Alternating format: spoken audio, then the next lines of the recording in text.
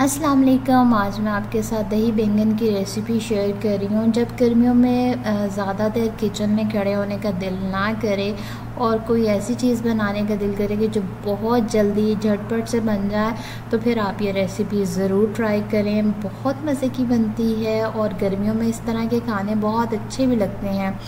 तो चले बनाना शुरू करते हैं। यहाँ पे सबसे पहले मैंने बैंगन को इस तरह से कपलों में काट लिया था और 1/4 कप ऑयल में मैं इनको दोनों साइडों से गोल्डन ब्राउन सा कर लूँगी। बहुत ज़्यादा ब्राउन नहीं करने, बिल्कुल लो फ्लेम पे मैंने इनको दोनों साइडों से गोल्डन ब्राउन कर लिया है।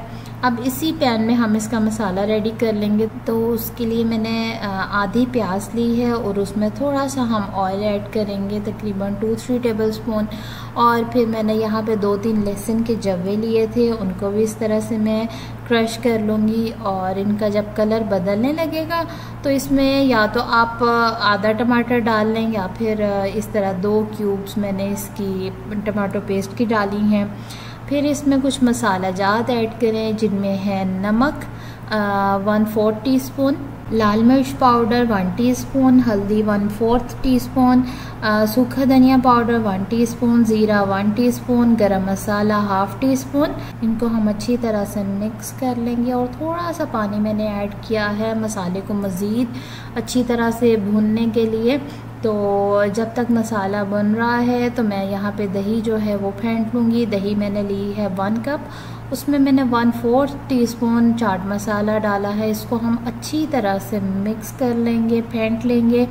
अब यहाँ पे जो मैंने बैंगन फ्राई किए थे उस मसाला रेडी हो गया है, तो उसके अंदर मैं इस तरह दोनों साइडों से बैंगन को मसाले के साथ कोट करूँगी। फिर प्लेट में इस तरह से हम एक लेयर लगाएंगे बैंगन की, फिर ऊपर से दही, फिर इसी तरह हम बैंगन की लेयर लगाएं, फिर दही लगाएं, फिर तीसरी लेयर मैंने लगाई है यहाँ पे बैंगन की। तो ये सारा दही पूरा हो गया था बहुत अच्छे से, सारी तरफ से हम इसको कवर कर देंगे।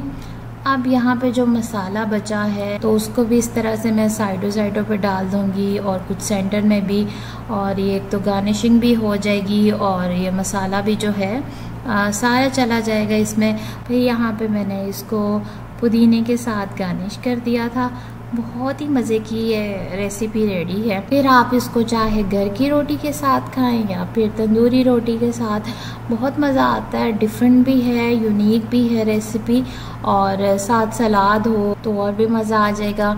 और इस रेसिपी को हमें गरम नहीं करना, इसको ऐसे ही खाते हैं, नहीं तो दही पानी छोड़ेगा और उसकी फुटकियाँ बनने लग जाएंगी तो वो फ्लेवर ही चेंज हो जाता है। तो आप जैसे ही इसको जितना खाना हो सिर्फ उतना ही रेडी करें, क्योंकि ये नेक्स्ट डे फिर मज़े का नहीं लगता, ये ताज़ा ताज़ा ही अच्छा लगता है। तो मैंने भी सिर्फ ये 2 बैंगनों के साथ ही बनाया था और बैंगन भी छोटे साइज़ के थे।